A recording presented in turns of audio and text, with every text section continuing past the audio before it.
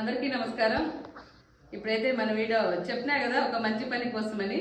ఆ మంచి పని కోసం ప్రోగ్రామానికి ఎవరెవరు ఏర్పాటు ఇక్కడికి వచ్చినారో ఒకసారి చూద్దాం, వాళ్ళతో పరిచయం చేస్తాం మీ అందరికి. కానీ ఇక్కడ ఉన్నారు madam Meenakshi madam, Hare Krishna. Hare Krishna Hare Rama madam వాళ్ళు, స్వప్న మేడము అక్కడ, హరే కృష్ణ. మన గాయత్రి నా ఫ్రెండ్, నమస్కారం.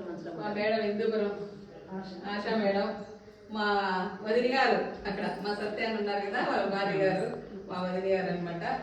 మేడం వాళ్ళు ఇప్పుడు మనము ఇక్కడ మంచి పని కార్యక్రమం మొదలు పెట్టినాం కదా, ఆ కార్యక్రమం ఏదనేది ఇంకా మీకు తెలియజేస్తాను. దానికోసము మన ప్రోగ్రాం కోసం మేడం వాళ్ళతో వచ్చినారు. కొన్ని మాటలు మన మేడం తెలియజేస్తుంది. హరే కృష్ణ. ముందుగా శ్రీల ప్రభుపాదికి జై. అధర్వణ వేదం 3:31లో చెప్పినట్లు యువా సుపుత్రో జరతం భ్రంతం మాతరం పితరం భజతే అన్నారు.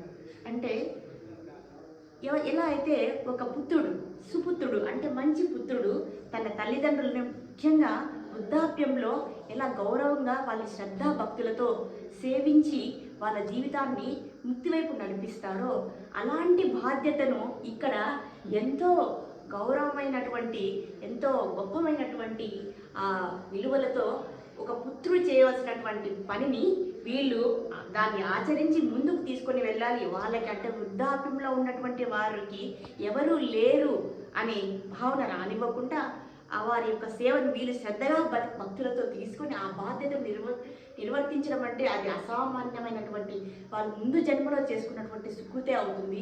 దీనికి తప్పకుండా ఆ శ్రీ శ్రీ రాధాకృష్ణ భగవాన్ యొక్క ఆశీర్వాదం తప్పకుండా ఉంటుంది.